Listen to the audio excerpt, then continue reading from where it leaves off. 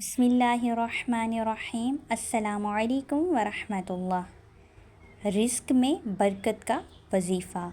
ناظرین، آج ہم آپ کو ایک ایسا وظیفہ بتائیں گے جس کو ایک بار آپ زندگی میں ضرور کریں۔ اس کو کرنے سے آپ کو دولت غیب سے ملے گی۔ یہ وظیفہ آزمایا ہوا ہے جس کے کرنے سے انشاءاللہ رزق کے دروازے کھل جائیں گے۔ وہ وظیفہ یہ ہے، صبح فجر کی نماز کی سنتیں پڑھنے کے بعد 550 دفعہ یا رزاقو، پھر سے سن لیں، یا رزاقو پڑھیں اور پھر فجر کی نماز پڑھ لیں۔ یہ عمل 41 دن تک کریں۔ انشاءاللہ آپ کو جلد ہی غیب سے دولت ملے گی۔